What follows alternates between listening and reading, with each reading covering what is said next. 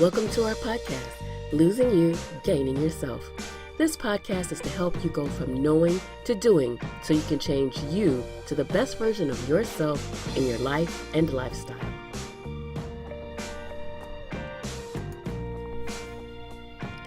Hello, everyone, and welcome to Losing You, Gaining Yourself. Hi, I'm Carlin Newsom. My close friends know me as Cece. On today's episode, I'm talking with Robert Lynch. He was a man on a mission to happiness.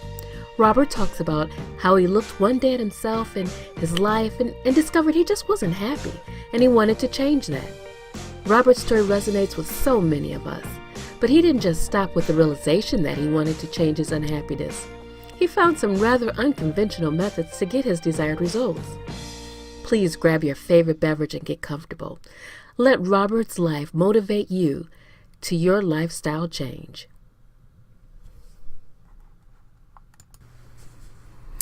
Hi, Robert. Thanks for coming on to my show. I'm so excited to talk with you today. Oh, thanks for having me. Great. You and I have talked before. We talked about your journey. You've had quite an interesting journey because you've lost a lot of weight, and you've been able to keep it off for quite some time. So let's talk about how much have you lost and how long have you kept it off? Well, it's hard to be certain how much I've lost because I've definitely stopped weighing myself once I got over about 250 pounds, which for me at 6'3" was a lot of extra weight. And at my lowest, I got back down to the mid 180s, maybe 185, 190 was where I got to. So it was at least 60 pounds, but it may have been 70 or 80. That's awesome. And how long have you kept it off? For the majority of 10 years. That's awesome. It's so inspirational because so many times with dieting, you find yourself, I know it's been my experience, to lose weight, keep it off for maybe 6 months, a year, and then gain it back. And just that journey and that lifestyle change to keep it off it's so amazing when I hear people that do it. And I'm hoping to pick your little brain to get some secrets on how that's done. So let's talk about your childhood growing up and your experience with food at home as a child, and then later when you went to college. What was the transitions to your weight? Sure. As a kid, my weight wasn't really something I had to think about. I played a lot of sports since I was young, mostly volleyball, and I did so very competitively. So when I was young, it was actually more difficult to get, the necessary calories in order to play all those sports than it was to go the other direction and think, oh, is this healthy? Right. And, I think it's the experience of a lot of people. You get older, your metabolism starts slowing down. But for me, when it really fell off a cliff was I went to college and I stopped playing sports almost entirely. And for me, it wasn't freshman 15. It was probably double that. And as time went on, I definitely packed on, 60 pounds or more. Wow. Yeah, inactivity will do that to you. I know, I sit at a desk all day, so I understand. So, what kind of foods were you eating during this time when you started packing on the weight? How was your diet? It wasn't good. I was eating cheap and fast. Definitely eating out a lot, high calorie meals that I couldn't necessarily count or have a good idea of what I was putting into my body. Right. Obviously it was too much. Right, I see. Yeah, fast food will do that for you. So you got to the point where in your life you were working, you finished college, you were working, you were doing everything that, people do. You had a relationship. At what point in your life did you find that you had enough? That you were seeing there was a definite problem there and you wanted to get a resolution on it or get a handle on it? Yeah, I think throughout the weight gain there was a sense that this was something I was going to have to deal with. Mm-hmm. But it wasn't until my relationship at that time ended, and looking at the prospect of getting back into the dating game in my current state was terrifying. I I knew it wasn't going to work out for me, or at least that was the feeling, and so that was kind of the first big revelation that I need to get to doing something about this, or I'm just going to get more and more unhappy with how they look. Now, when you were dating, I mean, when you were with your girlfriend at this time, were you, when you first met her, were you small, or did you get your girth while you were with her? How did that work? Yeah, I mean, I can't quite put the timeline together exactly, but definitely the relationship had lasted for quite a while, and in the beginning I wasn't that heavy. Okay. I may have gained some after high school, but it certainly hadn't been a problem until towards the end of the relationship. And I don't know if that factored into it ending. It probably did, even though it never came up.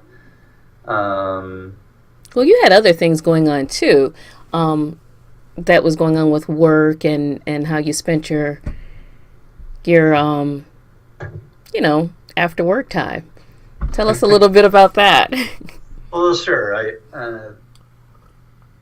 didn't actually finish college. I ended up joining the workforce in the middle. Okay. But when I did, I was fixing computers, and I really wasn't enjoying it. It didn't. I didn't enjoy my work day, and so at the end of the day, I'd go off and drink with my friends, and just trying to let off some steam, because my day wasn't satisfying. So I tried to make my nights as escapist as possible. Right. And that definitely wasn't helping. Basically just liquid bread at night. Yeah, I guess that is true when you think about it. Wow. So when you decided that you wanted to do something, what was the thought process? Was it something that you're like, okay, let me find some diet plans that work? What do I need to do? I mean, had you lost weight before and you found something that worked? What happened at this point? Well, I wanted to bring back in physical activity. I think that was sort of one of the key points of it. Mm-hmm. I couldn't really play volleyball at the time. It would hurt my knees. I was so overweight that I couldn't really jump in order to effectively play. Right. And so what I ended up picking was rollerblading, and that ended up being really good for me. It's not hard on the knees. You obviously, it's not easy to do when you're overweight, but I'd wager that it's easier than trying to start running. Yeah, because you're not having that high impact. You're just kind of like rolling along. But yeah, once you get going, you're just trying to maintain your speed, and But I think part of that is why I picked physical activity was it was something I would do in the morning, and it would start me out feeling better about the day. Okay. And to some extent, I was able to reduce the drinking and the bad eating habits. If I was thinking to myself, well, you worked out this morning, don't go and ruin that. Right. Eating some terrible food and drinking all night. Habits are hard to break, and I certainly wasn't very successful at that until later, when I actually chose to change careers and move to a new city. And it's true what they say about habits being tied to where you live. To some extent, and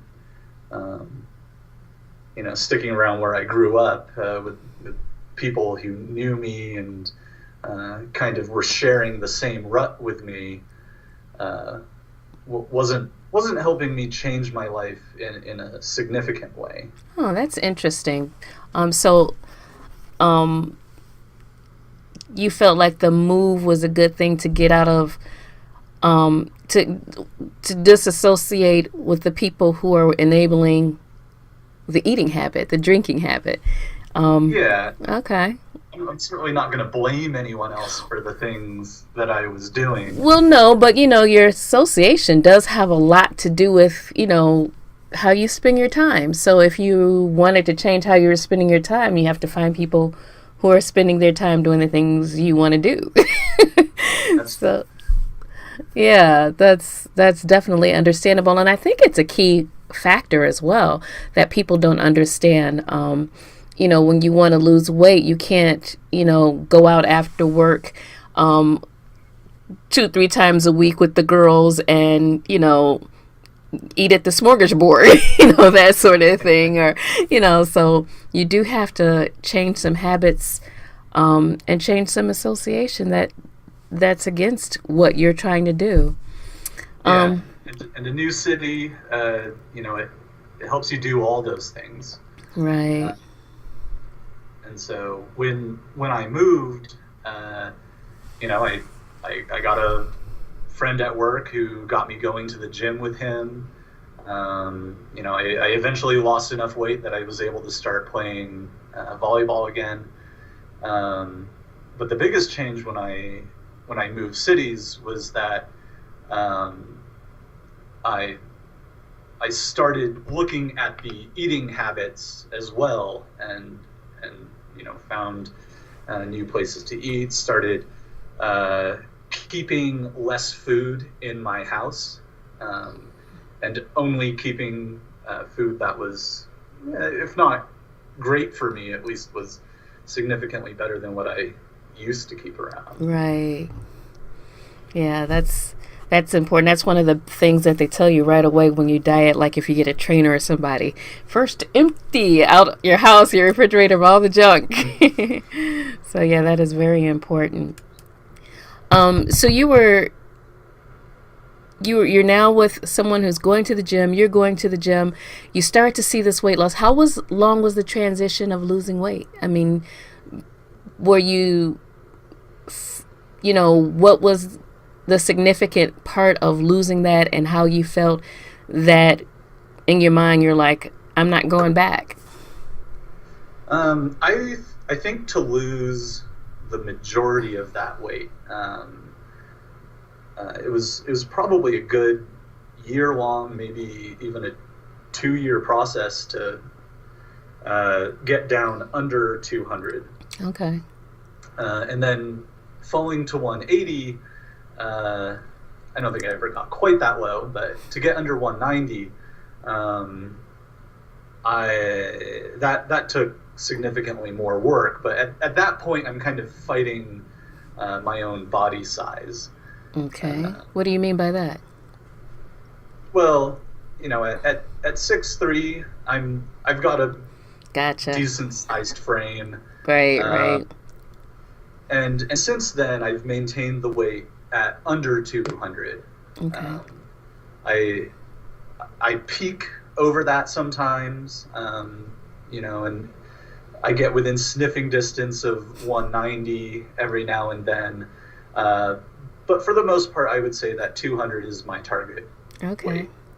And at your highest, what were you? I was estimating that at 260 Okay. approximately. Okay. So that's staying at 200 is awesome. When you look at it, that's 60 pounds and you're maintaining staying under that. So that's pretty darn good. So now you've lost this weight, you've kept it off, and you were mentioning about your eating changing. What was going on with, as far as your eating and I mean, besides not going to the restaurants and so forth, and finding restaurants that were a little healthier. Yeah, the first step was definitely that. I don't do much home cooking, but choosing to eat at healthier restaurants, not over ordering, getting an entree, no appetizer, that sort of thing. But then I also started doing the Soylent thing when that started making news. Okay, talk to me about this Soylent. Well, it's basically a mixture that's meant to replace a meal. You just add powder to water, and it's not so much meant to be a diet shake so much as it is only what your body needs, nothing more, nothing less. Okay. And I started with my own homemade Soylent that it was really just a modification of what I found on the internet. Okay. Since I was going to the gym still, I was generally adding a little extra protein, just made me feel a bit more energetic. Okay. Because I wasn't living a purely sedentary lifestyle, even if I did work at a desk. And then from there, I also started taking the official Soylent when that was released. These days, I have it for breakfast, and I find that it's a great way to just sort of kickstart my day with enough nutrients that I'm not deficient in anything. And since my body doesn't need any particular vitamin or supplement, I find that I'm less hungry the rest of the day. Okay. And that I can, it makes it easy for me to make those better decisions. Right. Okay, so I want to go back to this concoction you made of Soylent. What was that? What did that involve? Because, I mean, it's one thing when you buy a nice little kit and it's all put together. You said you looked online, you saw a recipe, and what exactly did that recipe entail? Sure. It was the base ingredient, which gave you most of your calories, was actually masa. Okay. So the final product tasted a lot like liquid tortilla. So that's good if you like tortillas. Yeah. I'm thinking of drinking a liquid corn shell for some reason. But it's like wheat. You said it's wheat, the base, the masa, or is it corn base? I think it is corn. It's been so long since I've actually been making it myself. Okay. But I found the recipe online, and I just went from there. if I remember correctly, it was called Tortilla Perfection. All right. Was the name of it, but um, it took a lot more work. You had to uh, take all 7 or 8 base ingredients and mix it together. You needed a scale that was capable of measuring down to the gram. Mm-hmm. So there's a lot more effort involved with that. Okay. All right. So you found the simple way. Well, that's good. Yeah. All right, then. Now tell me, when you did all of these changes, now you've got yourself at the gym, you're having your Soylent every morning, um, your friendships have changed. You're in a new place. You're doing a new job, something that you like doing. I take it. Yeah, definitely finding happiness in the rest of my life um, has similarly made other decisions much easier. Okay. I'm not looking for that same level of escape Right. that I was before, and I think that yeah, overall happiness definitely makes the hard things easier. And Yeah. I'm not the kind of guy who generally enjoys physical activity outside of sports. But actually, my current most common form of exercise is just going down to my basement and riding my exercise cycle for 30 minutes to an hour. Okay. And that might seem tedious, but I enjoy my life enough now that 45 minutes of tedium a day really isn't a big problem. Right. Right. Especially when you get that adrenaline going, because you're burning carbs and all that good stuff. So yeah. Yep. Well, that's cool. Now, after you made this change, you've been able to stick with it for 10 years. Why is that? How are you Um, how are you feeling now? well, I mean, I feel pretty good.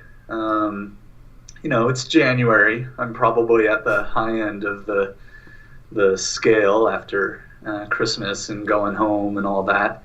But I keep myself accountable, and every morning I get on the scale.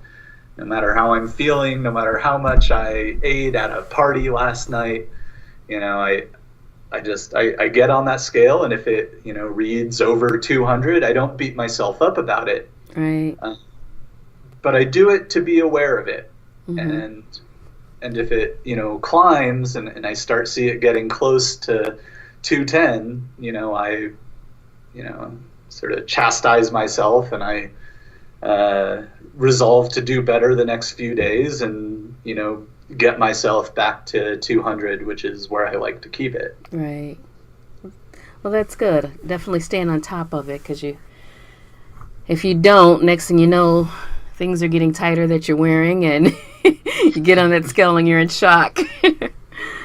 Well, Yeah, the goal is to never be shocked, to never be surprised by my weight, because when I gained it all, it was so gradual that I kind of got to a place where I was unhappy with how I looked and how I felt, and I just felt like the distance I would have to go to where I was happy again was kind of daunting. hmm And so by ensuring that getting back to my target weight is always kind of doable. It feels Right. like a small task. Um, I feel like I can always do it. hmm Well, that's good. So, looking at your journey for someone like myself who's trying to get to the point where I'm consistent and changing into a lifestyle of my new eating program and my exercise regimen that I do, what kind of advice would you give me? What kind of changes can I look forward to, and what kind of mindset will help me to like stick with this program? I think the real key is to make small changes that feel doable, and be consistent with them, and check for those little wins, something to motivate you as you're going through it, because the sooner we start seeing some results, I think the more it motivates us, and that was definitely why I started weighing myself. It wasn't so much to beat myself up over every time it went up a pound, but it was more just so that as I saw that gradual decrease, that I could see that I was doing something. So yeah, small goals, and just keep checking, keep looking at it. Right. Oh, awesome. This has been really nice talking with you again. You've made such a transition, and you've kept it going, and I love your mindset of staying right on top of it, because it really isn't something you just stop at. I mean, it becomes that lifestyle, and you have to make those habits to keep you there. And it looks like you've done a beautiful job doing that. And I'm so glad that we got to sit and talk, and you give us a little piece of you to inspire us. I appreciate your time. You're welcome. Thank you for listening to Losing You, Gaining Yourself. You can expect an inspirational session every Monday right here on YouTube. To stay up to date with what's happening, follow me on Facebook at Losing You, Gaining Yourself, Instagram at Carlin_Newson. Get real-time updates on Twitter by following me there at Losing You, capital U, and Win. For more information, inspiration, visit and subscribe to my website at LosingYouGainingYourself at WordPress.com.